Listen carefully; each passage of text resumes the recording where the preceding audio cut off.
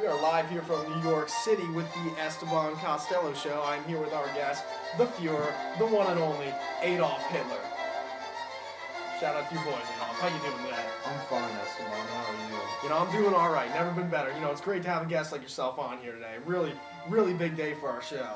Oh, it's always great to see you, Esteban. Looking very dapper today.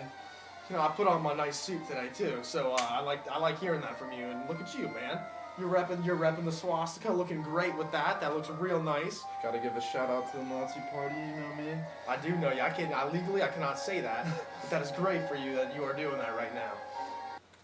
All right, I got a few questions lined up for you here, Adolf. You know, I got just the basic sheet, and some other ones that I'll ask as well. First of all, there's a lot of confusion going around that a lot of people say oh, Adolf was born in Germany. It's just not so. It's just not so. I'd like you to clarify. Adolf, where were you born, what year, and where were you raised? See, that's a good question, Esteban. I get that a lot. I was born in 1889 in Austria. Very beautiful country. Oh, I've heard the scenery's great. Got some good skiing, and I heard your father did a little bit himself. But aside from the fact, let's just go on. Yes. As you said, just a very beautiful country. Great childhood there. But I currently live in Germany now. I think that's why people get confused. Oh yes. That's that's what I hear a lot. Yes. But anyway, just moving on to the next thing. When was it clear for you that you wanted to be a politician? You wanted to work in politics and you wanted to work in the government. When was it official that you wanted to do that? That's another great question. After my duties in World War I joined the German Workers' Party, and soon after that, I led the NSDAP. Oh yeah, great. It's just you did a great job in both of those. From everything I hear, everyone's just got great things to say about you from that, and everyone said you were a great guy. You did your job hard, and you worked great. But Yes. About the beer hall putsch, you didn't have success there. You tried. You didn't have success, but everyone fails at first. You went to prison. Yes. You went to prison for a few years where you wrote a good book. We'll get to that later though. You wrote a good book. You spent a few years in there. And how about your experiences there? What was that like for you? A little eye opening. Yes, very eye opening. I mean, I had a lot of time to think about my politics and stuff. As you said, I wrote my first volume of Mein Kampf in prison. Yeah.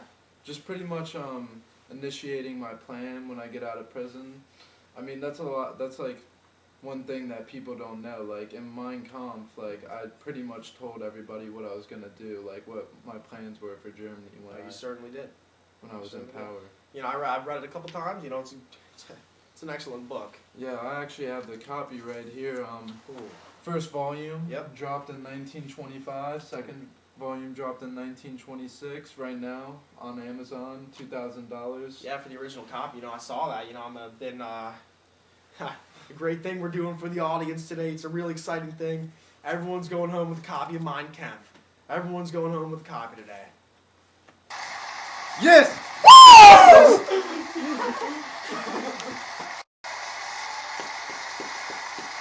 Thank you.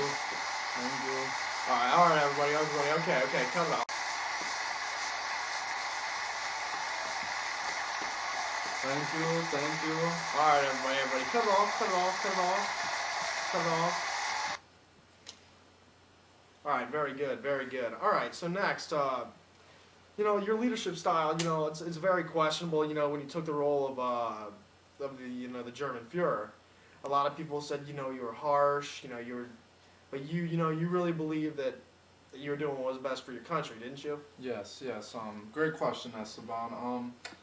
As you know, I had a very aggressive, leadership style. I mean, what I said went. I mean, I did bring Germany out of a depression, so that's gotta mean something right there. Yes, you did. I mean, I brought power to Germany after World War I, after the Versailles Peace Treaty. I just brought the country back together. I mean, people say the Holocaust was questionable, but I was just trying to bring back that Aryan race and restore Germany back to power. Yes, you were. You were responsible for the murder of, was it 6 million Jews? But like you said, you were doing it because you thought that was what's best for the German economy. Yes. It's questionable. A lot of people say, that's a huge crime on humanity, and maybe it is, maybe it isn't. But A lot of people would say it was. I'd say most of the population would say it was at the time. Yes, I would say that's probably the biggest point as my leadership right there, to go ahead with the Holocaust. I mean, I did kill 6 million Jews, but I got free labor out of it, free weapons, probably one of the biggest thefts in history, but as I said, I wanted to restore power back to Germany, and I guess things just didn't work out the way I wanted them to. Yeah, it was an awful time for the human race.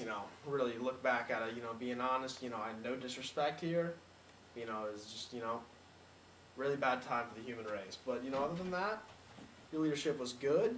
You did a lot for the country, like you said, and you really led with an iron fist. I'd probably say when you put your hand out about something, it happened. Yep. And people listen to you. That's You're right. very well respected in the government. There were a few attempts for your assassination within the government. Other than that, you really kept it controlled, and it obviously didn't happen. So Yeah, that's right. 3 attempts on my life, but survived every one. yes, you did. Yes, you did. And of course, to add to the leadership a little bit, we have a clip actually of one of your speeches, and Stern, play the clip. Es wird stets nur ein Teil eines Volkes aus wirklich aktiven Kämpfern bestehen. Und ihnen wird mehr gefordert als von den Millionen der übrigen Volksgenossen. Für sie genügt nicht die bloße Ablegung des Bekenntnisses, ich glaube.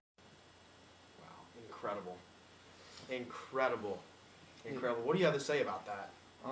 Esteban, some people compare me to like one of the greatest speakers to ever live because of my tone of voice and how I use my arms. I was just so powerful up on that podium that people took me very seriously. I can see why you won people over. I can definitely see how people listened to what you said and, followed everything that you did. Yes, I'm in business. Before you go, I'd like to clear one more thing up. I heard you're going to be running for the 2012 presidential election. Is there any truth to that?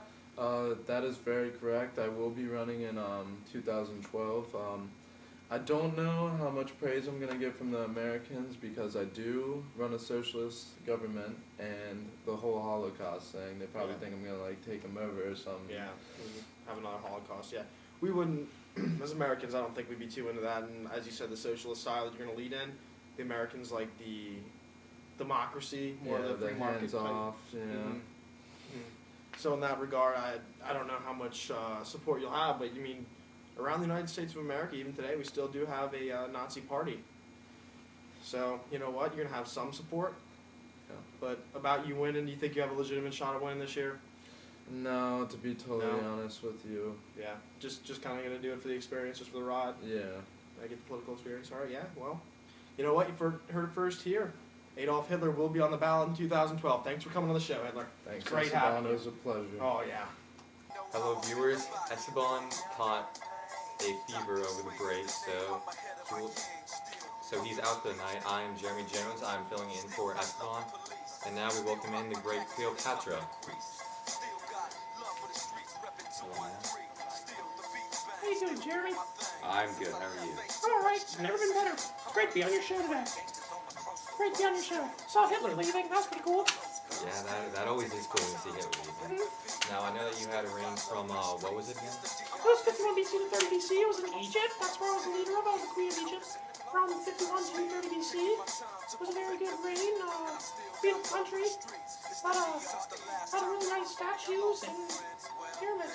Beautiful country. Yes, it's very talented, and, as you said, a beautiful country. Now, Cleopatra, a lot of people really don't know that much about you. Yeah. And Well, now- that was a while ago when I was alive.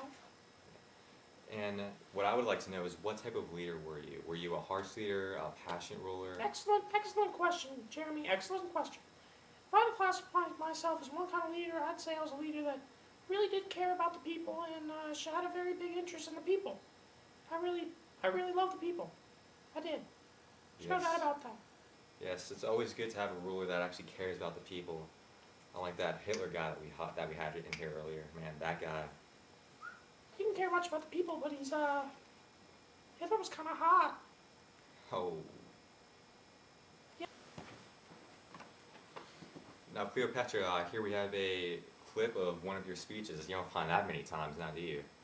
Oh, that's impressive. I didn't see anyone with a video camera there. That's pretty cool, though. All right. Yeah. Stern, roll the clip.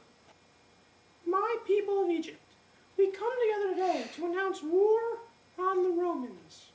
They are coming to attack us, and I want to say to all of you that we will defeat them and fend them off.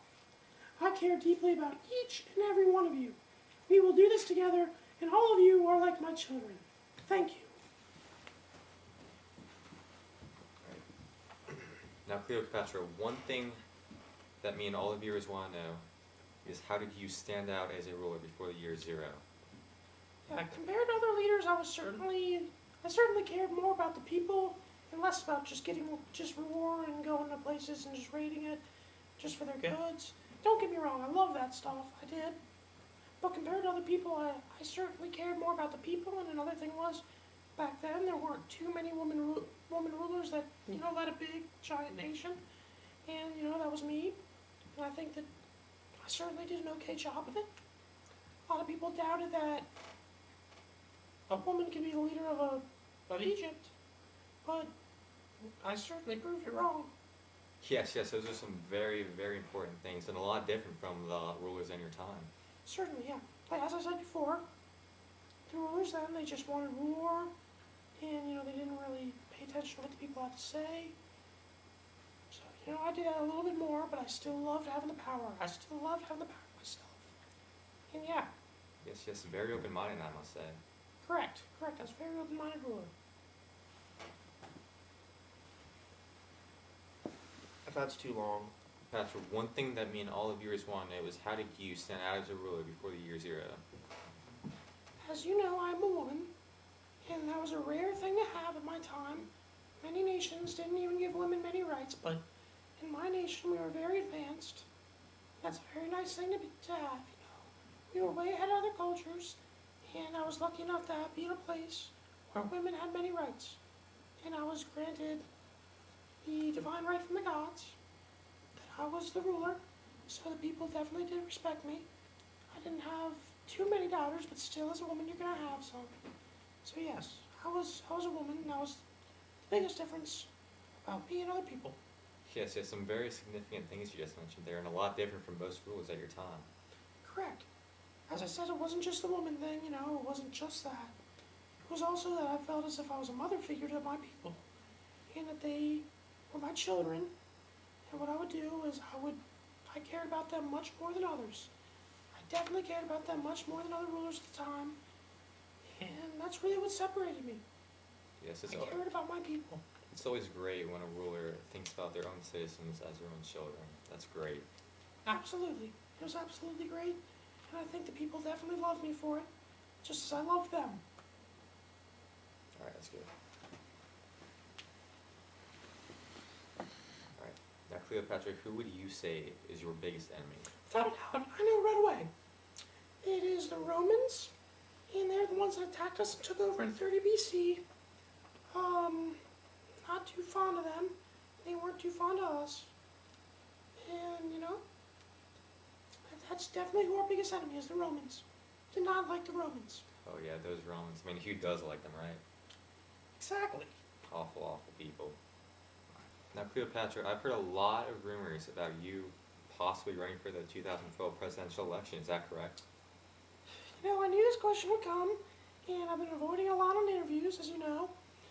So, I'm going to answer it today.